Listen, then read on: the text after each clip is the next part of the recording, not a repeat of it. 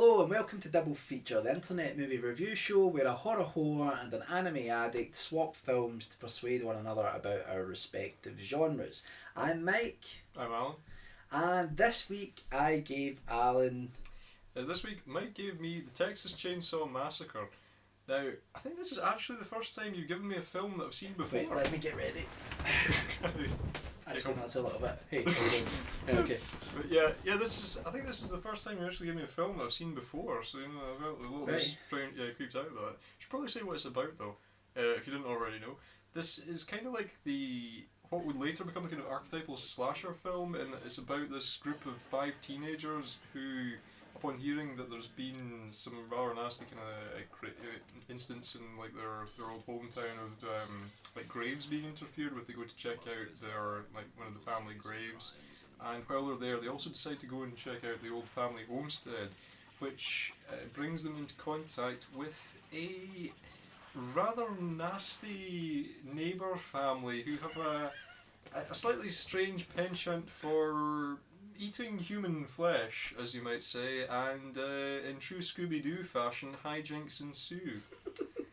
So yeah, it's a little bit like Scooby-Doo in the van. It is. Well, that's what I was going to say. It is a little bit like Scooby-Doo. It's the other thing that I kept thinking all through this is how much the main cast look like the kids from that 70s show. That is actually quite creepy. It makes me think almost that the makers of that 70s show modelled the look of the series on this film to that's very nice of them, so that if you hated that show, then you could this enjoy would be watching like, all of them get chopped to pieces. And yeah, now we have the final answer. Whatever happened to Topher Grace? So yeah, but it's very strange kind of a film, because I mean, I think it's almost very much a thing in 3 parts. I mean, the first part of it plays out. I must admit, the main thing I'd forgotten was that there was a slight sort of preamble kind of thing where they tell you that this is based on true events and all that kind of thing. It's strange that I've forgotten all about that. But the first part of it is almost what you'd expect from a horror film involving teenagers. They go just that little bit further than they really should. They're trespassing. They're going into a house that they shouldn't be going into. Stuff that sort of thing that urban legends are made of. Yeah.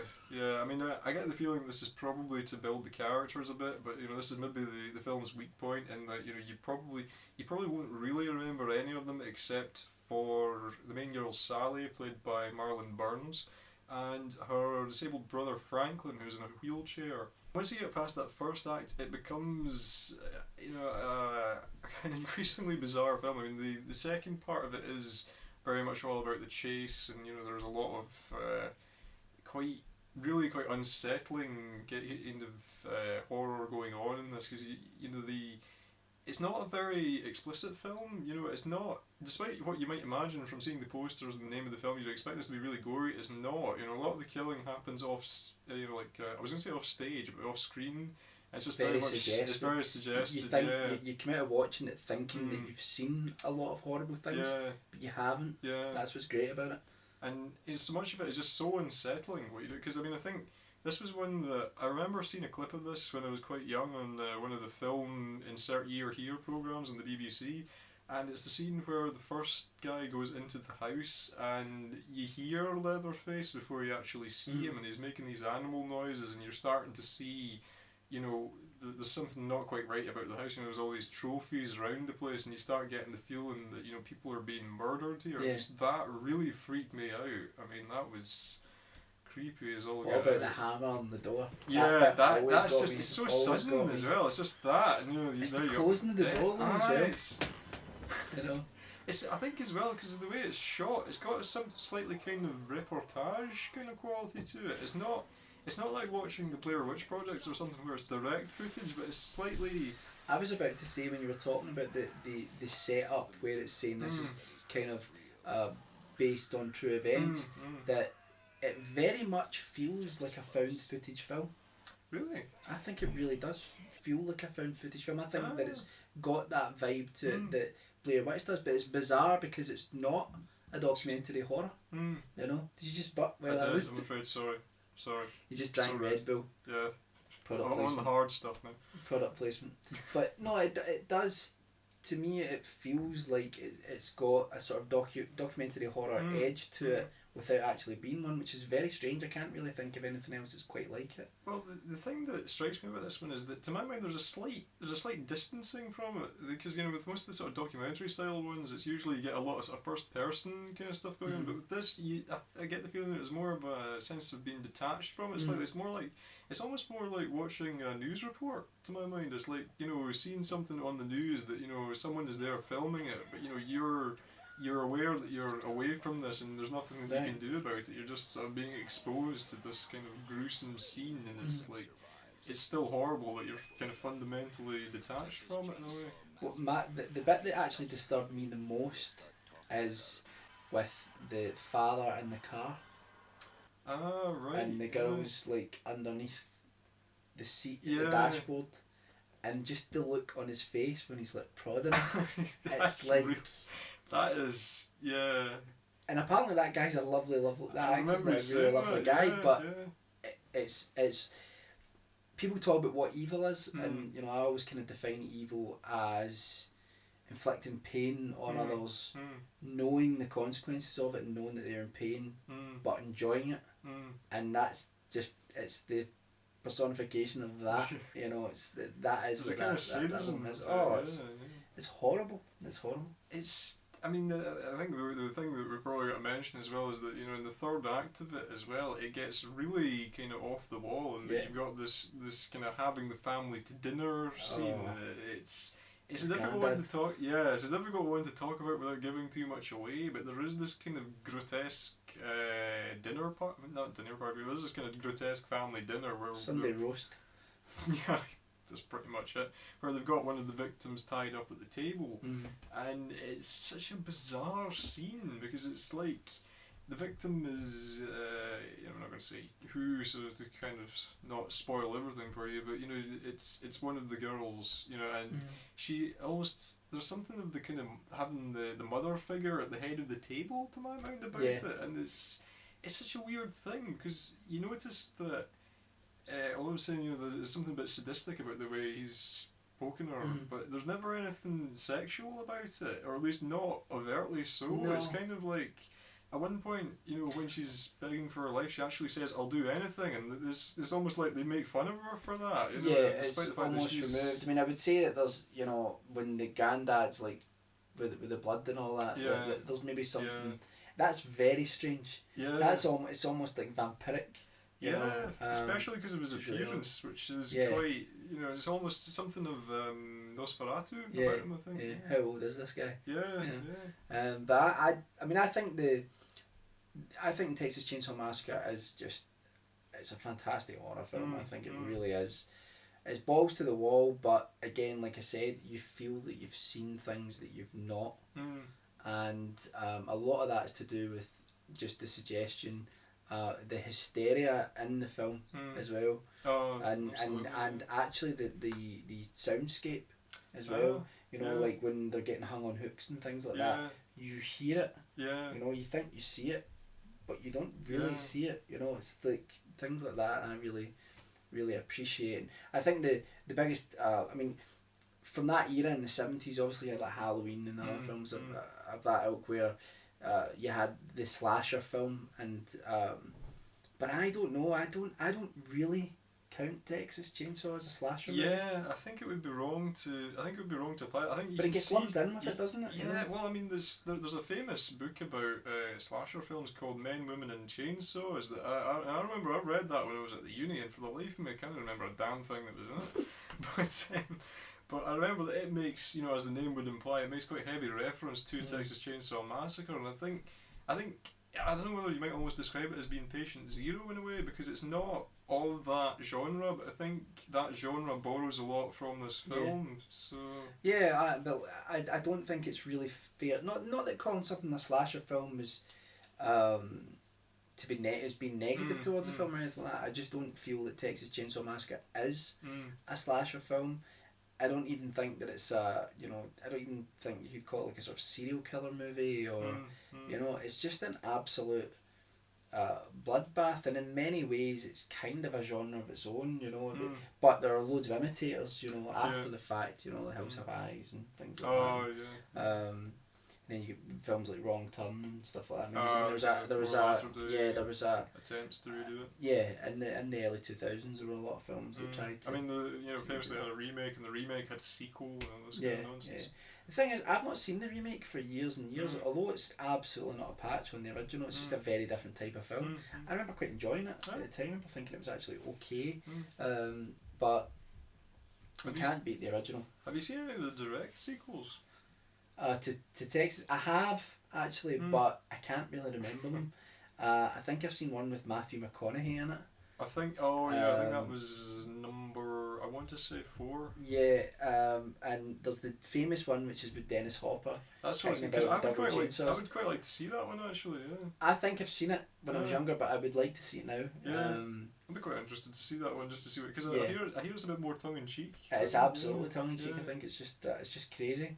Yeah. I mean, I think part of the legacy of Texas Chainsaw Massacre, probably the biggest legacy it has, is that it persuaded Ridley Scott to make Alien. And I know I'm always talking about Alien, but Texas Chainsaw Massacre is one of the biggest influences on Alien in terms of Ridley Scott wasn't actually he's not really a sort of fan of genre filmmaking, which I think is the reason why up until Prometheus recently he had only really done 2 science fiction movies, and one of them was a horror science fiction film. And it was a detective film. And I think that Texas Chainsaw Massacre was one of the only horror films I think that he's actually watched where he went, there's actually something that you could take from it. That's really frightening. Yeah. And I always think the chains in Aliens. I always think that's his little tribute to Texas. So, to summarise, did you like it? Yeah, I mean, I think this is, you look at the way it's marketed and the name of the film, and you think that this is quite a sort of schlocky kind of B-movie, but I think it's actually a very intelligent piece of filmmaking, and I mean, I think that it's one of those sort of films that it works on whatever level that you want it to, because I mean, it works just as a sort of piece of like horror entertainment, but also you can read a lot into it, I think, if you're prepared to sit down and really think about it. And I'd also just like to add that Leatherface tans his own front door. One other thing that I was going to ask you was, which do you prefer, this or Halloween? Oh, that's harsh. Again, I don't think it's fair to compare it's probably them, not a fair comparison. But, Texas Chainsaw Massacre probably leaves more of an imprint on it. In fact, there's no doubt that it does, because you walk away rightly disturbed from it. But I'd have to go for Halloween because I'm a Carpenter man, That's what about you? Again, that's a really difficult one, because I mean, I think for all that this is, it's a very good film, and I think it's got a lot to offer you in terms of not only entertainment but also technical value as well. But I think Halloween probably gets my vote as well, because I think. For me, Jamie Lee Curtis is just the kind of ultimate, fat dream. A bit, yeah. But I think in Halloween she's just the kind of the ideal, everything you'd want out of that kind of role. I mean, I think pretty much everything that comes in has tried to copy her in that film to a degree, but that was the high watermark for the final girl, as I think they referred to her in Men, Women and Chainsaws. Are you just plugging that? You're just plugging it? I don't even know if the author's still alive, to be honest. You made a comment about the chainsaw on his door. Yeah, I think we got that in before the card ran out, but yeah, Leatherface tans his own front door. What's up with that? He chainsaws his own front door, seriously. You think the family would be raging? Yeah. Absolutely raging. Anyway, I concur with my esteemed fellow that I think Texas Chainsaw Massacre is a superb film, and also I would like to say, for those out there that say Toby Hooper, how do you say it? That's really annoying. You would think Toby, but I don't know. Well, is it Toby like Adobe? I don't. For those who say that Toby Hooper, he just like lucked out with Texas Chainsaw Massacre. If you look at the other films he's made, I think if you reevaluate the films that he's done, especially the made for TV movie Salem's Lot. You know, I mean, he shows really that he's a good director. You know, he knows what he's doing. And also Poltergeist, because as far as we know, he directed it, even though it looks like a Spielberg movie. But anyway, okay, so definitely go and watch Texas Chainsaw Massacre. It's an absolute treat, but you have to be in a certain frame of mind for it, because it is quite disturbing. Yeah. I think it's the sort of thing that you can watch more than once as well. But we recommend watching it more than once. Once to get the shock value, and another time to kind of maybe pick it apart and look at it a bit more closely. Okay, on to the next film. Yes, this week I gave Mike Fist of the North Star. Yeah, or as I like to call it, Street Fighter 2. Fist of the North Star was released in 1986, directed by Toyo Ishida, who sadly passed away just last year. Can I just say something? This time round, Alan is the person who pronounced it. So if he got it wrong, I think it's either Toyo or Toyu. I'm not terribly sure. It's because I think it's spelled with I think it's written in English with 2 O's at the end. I don't know. Go figure. Fist of the North Star is set on post-apocalyptic Earth. There's been this massive nuclear war, and the world is just in pieces. It's absolutely desolate. The last remnants of humanity are all sort of collected together into these small sort of towns and cities, and they are sort of kind of fighting over resources and water and things like that. And it seems that many of those different peoples are led by this almost sort of martial arts class of people, and they have strange names. Like one of them is Fist of the North Star. Well, yeah, I mean, I think it's actually Hokuto no Ken, and okay, yeah. Alright, smartass. No, God, where is it? He's got it wrong. Yes. I can't. Yeah, let's just go. I'm not cutting this out. Under the 7 stars in heaven, Hokuto no Ken can have only one successor. It's something like that. Yeah, we'll leave it at that. Anyway, so you have this class of martial artists who have not Hokuto only... Shinken. Jesus Christ, Alan! Give a brother a break. Sorry. No, it's okay. I forgive you. I'm going to interrupt you next time. This martial arts sort of cast have mastered not just the material but also like sort of almost spirit energy, and so they're capable of what appears to be like not just incredible fighting but also magic or using their chi to fuck people right up, which is what happens. The film starts off with you have the sort of hero who is called Ken. Yeah, Kenshiro. And Yuria. Thank you. I just need to check every time that I'm getting the pronunciation right. And Ken is the Fist of the North Star. He's this sort of leader type who's been selected to lead a certain region. And you have like his friend Shin is the Fist of the South Star. Yeah, he's like the champion of a rival martial art. Yeah. So and the film kind of starts off where Shin, who's supposedly Ken's friend, decides that he wants his woman, Yuria. So he basically beats the absolute living crap out of Ken, showing that he's actually more powerful than him, and takes Yuria for himself. At the same time, Ken's oldest brother, Rao, is sitting, standing on the edge of this sort of cliff nearby, watching the whole thing take part with his other brother, Jaggy. In Scotland, but Jig's if you dance. Jaggy, who both of them don't intervene because really they don't care about their brother. They wanted to be Fist of the North Star, especially Rao. He wants to be Fist of the North Star, and they don't intervene, and basically Ken is left to die. Dead, and then what we see Rao go to their master and say, right, I should have been Fist of the North Star. He destroys a temple, and that's the end of the film. Yeah. See, I mean, it's so hard to synopsize these things. Let me try the end of it. Okay. Sure. So then what happens is Ken is found wandering out in the desert and going from ruined city to ruined city, and along the way he sort of recovers his strength, and he actually appears bearded years later, and he appears to be an awesome beard, by the way. He looks like Chuck Norris. Yeah. Behind this beard is a fist. Apparently behind this beard is a homophobic person. Have you read some stuff? That's another video topic. Chuck Norris is homophobic. It's quite disappointing. But anyway, so Ken then travels. Along the way he meets another another martial artist. What's his name again? Ken? Ray. No, not Ray. Ken. Ken's at Ren, right? Ray. Ray. And I'm sorry, this has been an absolute disaster. I'm going to edit the hell out of this. And along the way, it's all about Ken basically proving that he really is the Fist of the North Star, to go and finally have a showdown with his brother and with Shin, who's taken Yuria, his girlfriend, and that's really what the film's about. It took half this video for me to synopsise it. See, I do apologise. See, I would have just said, it's Mad Max starring Bruce Lee.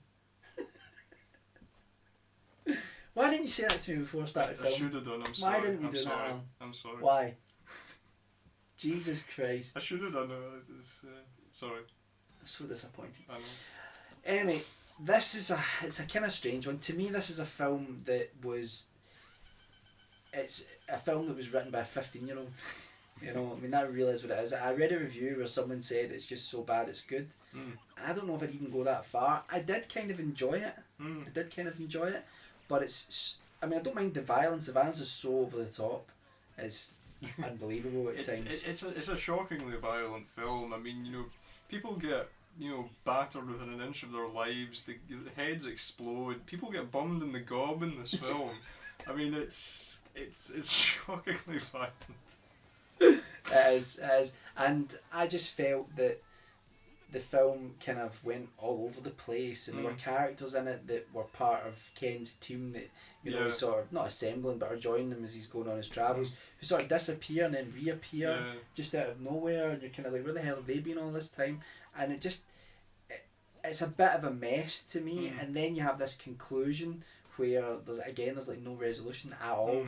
It's just kind of like, well, we'll wait until the next one, you know. It's I don't know, I just feel that it's a really incomplete film that is just an excuse for absolute violence. And the thing is, with Demon City, which I said I enjoyed how batshit crazy that one was, I still saw things that really redeemed it.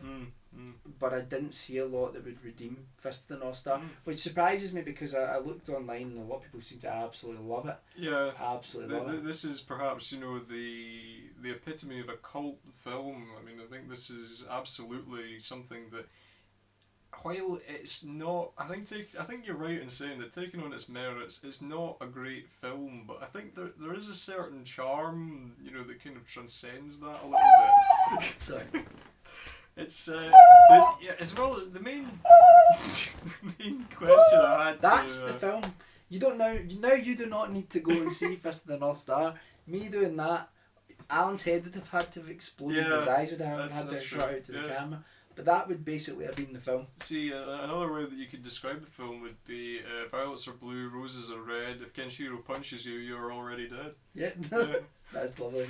Did you read that somewhere, or did you just come up with that yourself? I think I read a version of it, but I came up with that version. So you're paraphrasing. It's okay. The usual one is because like Ken's phrase in the TV series was "You are already dead," and well, he says that quite a lot. That's the other thing as well. The dub is. I've never seen the dub. The dub is awful. It's really bad. Version, I wish I hadn't watched the dub. I mean, I'm not saying this is a real thing. I enjoyed it, right? But I enjoyed it the way that I enjoy a really terribly made horror film from the 70s. You know, like it's just like, oh, who put this together? You know, who put it together? And I read about it, and apparently because it was based on a manga, wasn't it? And it was also, there was a TV show before it, and that they took elements and tried to cram it all together, and they messed with like the sort of timeline of things that happened. I'm turning into Ken there. A little bit. It's a strange one because I mean I think, you know, I've never finished the TV series, but I've seen a fair chunk of it, and I think that there are things that they do in the film that work better than they did in the TV series, and there are things that they did in the TV series that work better than they did in the film.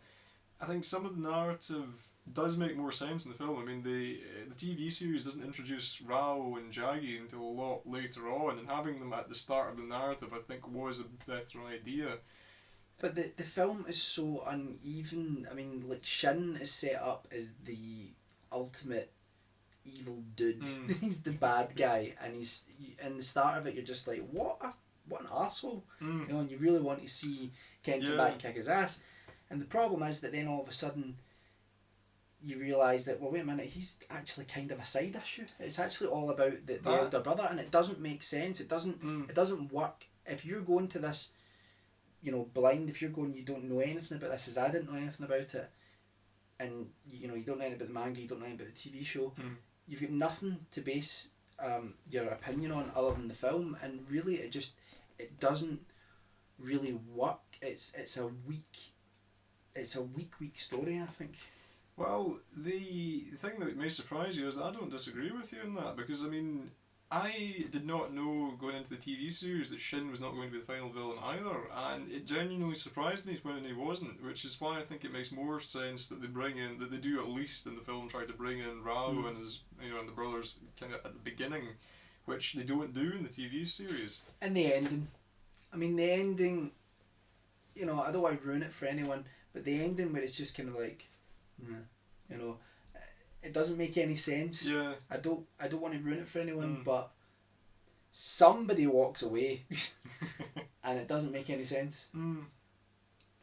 Maybe it's the dub, maybe it's explained better in the original subtitle version, but I don't know. I mean, all I can really say without kind of totally spoiling everything is that it didn't bother me that much. But I mean, I don't know, maybe it's because I've seen like a fair amount of the TV series, you know, I've got a slightly different perspective on the film, but I don't know. I mean, I would say that it's not a tremendous film by any stretch of the imagination. As I said, I do think there is a certain charm to it. The first time I saw it, I wasn't a huge fan of it either, but I think I came to like the film more as the time went on. I think there was... No, the bizarre thing is, as much as I'm criticising it, I enjoyed it. That's what I'm saying. I did enjoy it. It's just that you've on this great anime adventure that you've given me, I mean, there's been films like Perfect Blue, Paprika, and then the Studio Ghibli films, even the Studio Ghibli films that are simplistic, they're still far more complex than this, and I think that it's maybe my problem is that because of this series that we're doing, where I'm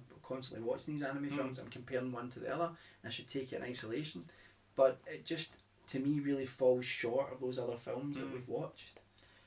Well, no, I mean, yeah, I mean, I guess I would not disagree with you. I mean, as I say, I think part of the problem I have is that, you know, when we've been doing this series, a lot of the time I do feel that I don't want to take the easy route, which would be to give you nothing but Studio Ghibli and Satoshi Kon, sort of really the highbrow stuff, which is what a lot of people that, you know, aren't familiar with kind of the broader spectrum of anime would watch only that, and then, you know, not bother to say that they're anime fans. There you go, yeah. And then get shot down by people like you. Well, a little bit, yeah. I mean, I don't really hold with that approach. I mean, I feel that to look. You can't just watch what's popular. Right? Yeah, I mean, I feel that, you know, Fist of the North Star is something that's historically is massively important. You know, this is in many ways the forerunner of the kind of the things you get nowadays, like Naruto and Bleach, which I'm sure that you must have heard of at some stage.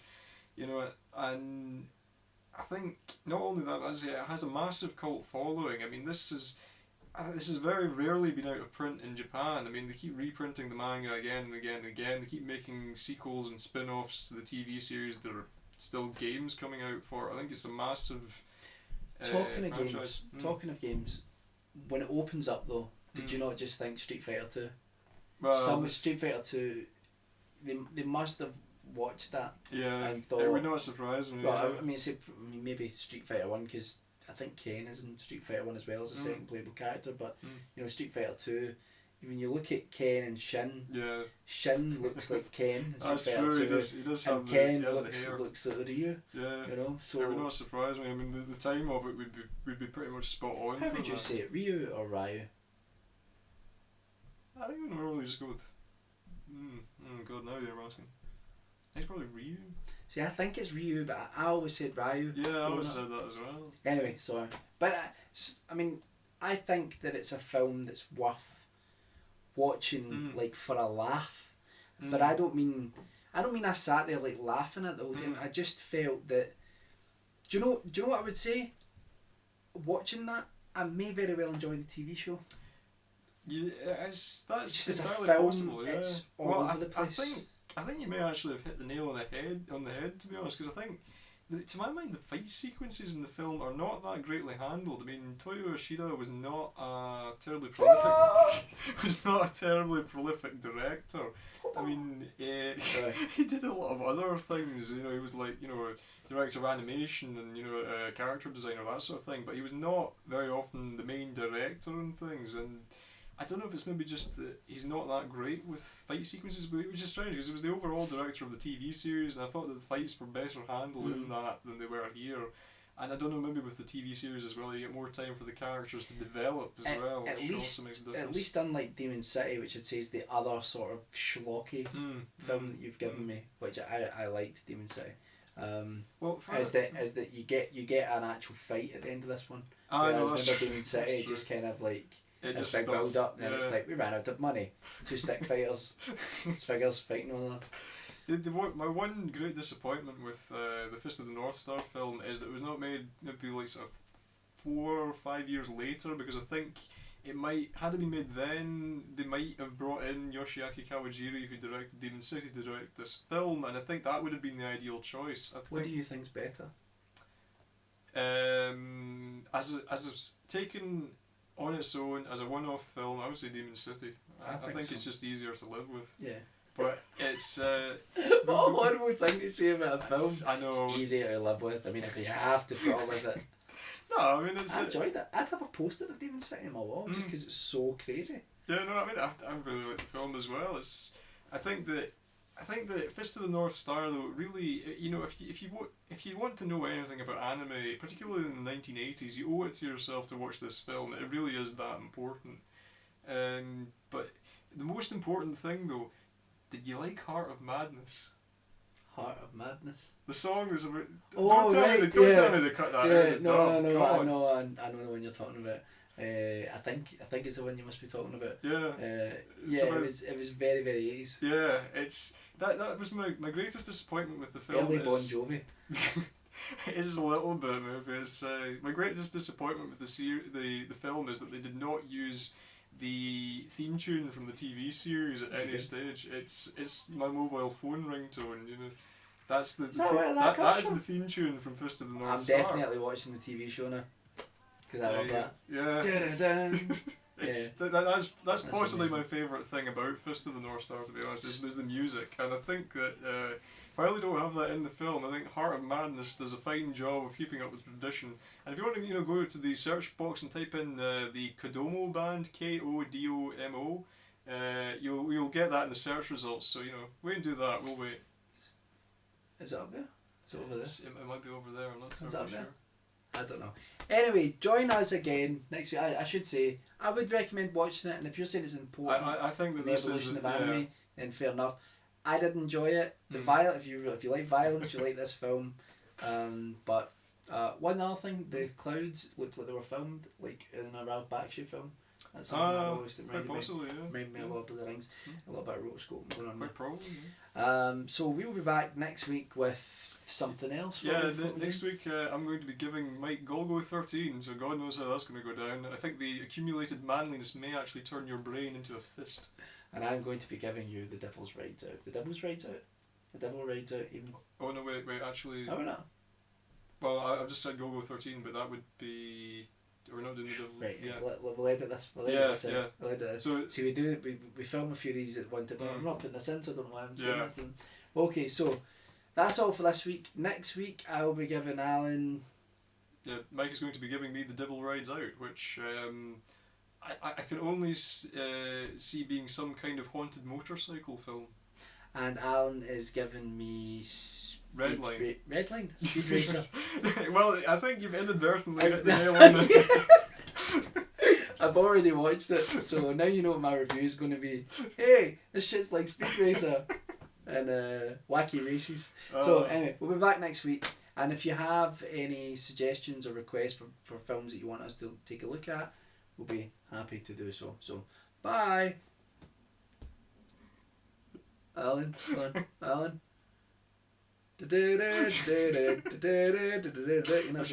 be a chimp like running around in front. We could have Callum come in as Nordberg. That would be brilliant. We have to do that.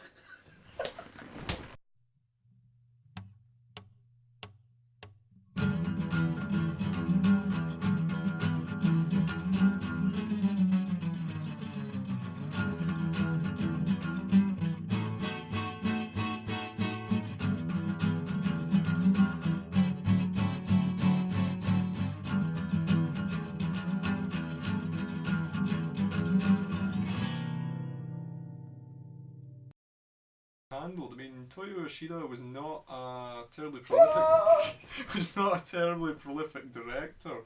I mean, he did a lot.